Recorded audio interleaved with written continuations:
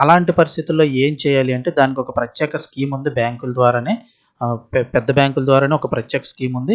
మీకు లోన్ ఇస్తారు. తిరిగి మీరైతే గనక కట్టాల్సిన అవసరం లేకుండా కూడా లోన్ అయితే ఇస్తారు. దానికి గురించి తెలుసుకోవాలి అనుకుంటే ఖచ్చితంగా కామెంట్ చేయండి. ఆ ప్రాసెస్ ఎలాగని దానికి సంబంధించిన వీడియో చేస్తాను.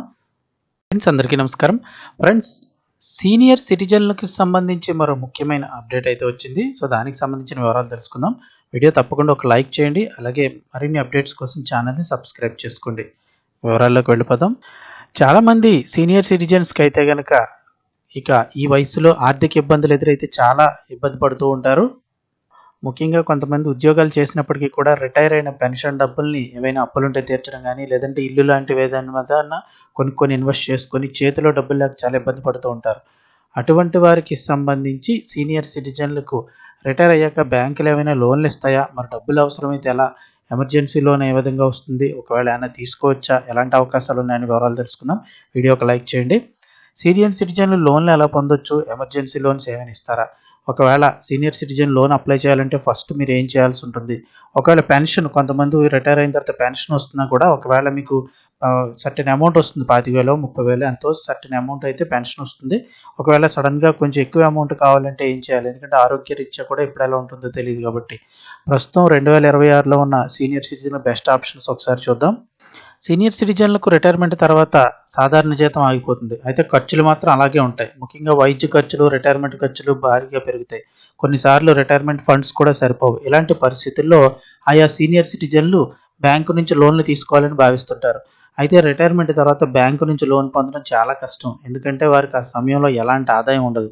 మీరు రిటైర్మెంట్ అయ్యాక ఏదైనా డబ్బు అవసరమైతే ఎలా ఏర్పాటు చేసుకోవాలో తెలుసుకోవాలి. దానికి సంబంధించి చూస్తే పెన్షనర్ల కోసం పర్సనల్ లోన్ అయితే ఇస్తారు. మీ పెన్షన్ క్రమం తప్పకుండా మీ బ్యాంకులో గనుక డిపాజిట్ అవుతూ ఉంటే, అంటే మీరు ఏదైనా ఉద్యోగం చేసి రిటైర్ అయ్యి ఒకవేళ మీరు బ్యాంకులో మీకు ప్రతి నెల అమౌంట్ పడుతుంది కదా! అలా ఉంటే ఆయా బ్యాంకు నుంచి మీకు వ్యక్తిగత లోన్ అయితే పొందవచ్చు. మీకు దీర్ఘకాలికంగా అదే బ్యాంకులో పెన్షన్ తీసుకుంటే మాత్రం రుణం తీసుకోవడం చాలా ఈజీ. అంటే ఒకే బ్యాంకులో ఎప్పటినుంచో పెన్షన్ తీసుకుంటూ ఉంటే మీకు వెంటనే లోన్ ఇస్తారు. అయితే అది ఎక్కువగా ఇవ్వరు, కొంచెం తక్కువ లోనే ఇస్తారు. కాల పరిమితి కూడా తక్కువగా ఉండవచ్చు. ఎందుకంటే 30, 40 ఏళ్ళు వయసులో ఉన్న వాళ్ళకైతే 20 ఏళ్ళ వరకు కూడా, అంటే 60 ఏళ్ళు వచ్చే వరకు కూడా లోన్ ఇచ్చే అవకాశం ఉంటది. అదే మీరు ఆల్రెడీ రిటైర్ అయ్యారంటే 60, 65 వచ్చేస్తాయి కాబట్టి మీకు 2 ఏళ్ళు, 3 ఏళ్ళు లేకపోతే 5 ఏళ్ళలోపు ఇలాగే ఇవ్వడం జరుగుతుంది. చాలా బ్యాంకులు అడ్వాన్స్ పేమెంట్ విధిస్తాయి. వడ్డీ రేటు కూడా కొంచెం ఎక్కువ ఉండొచ్చు. ఇక ఫిక్స్డ్ డిపాజిట్ మీకు రిటైర్ అయిన తర్వాత ఏదైనా కొంచెం అమౌంట్ ఉండి ఫిక్స్డ్ డిపాజిట్ చేసుకుని ఉంటే మీరు బ్యాంక్ నుంచి దాని మీద ఈజీగా లోన్ తీసుకోవచ్చు. ఎఫ్డీని రద్దు చేయాల్సిన అవసరం లేదు. ఈ రుణంపై వడ్డీ రేటు ఎఫ్డీ మీద కొంచెం ఎక్కువ ఉంటుంది. అందులో పేపర్ వర్క్ కూడా చాలా తక్కువ. మీరు మీ బ్యాంక్ ఎఫ్డీలో 80% వరకు, అంటే మీరు ఒక 2, 3 లక్షలు అయినా బ్యాంకులో పెట్టుకున్నట్టయితే లక్షకి 80,000 చొప్పున ఇంచుమించుగా మీరు లోన్ అయితే అందులో తీసుకోవచ్చు.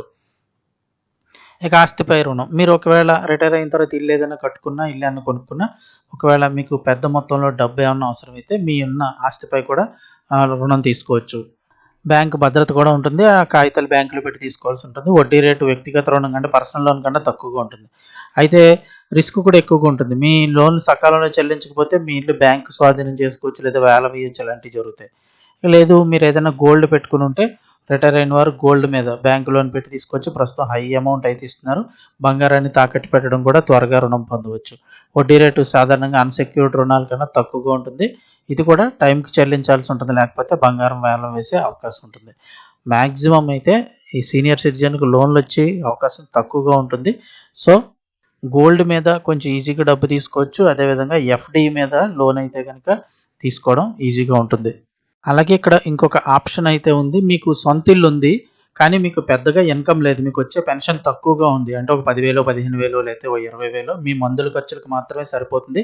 మీ జీవనాధారము, అంటే మీరు రోజు తినడానికి మందుల ఖర్చులకి ఓ 10, 20,000 మీకు వచ్చే పెన్షనే సరిపోతుంది.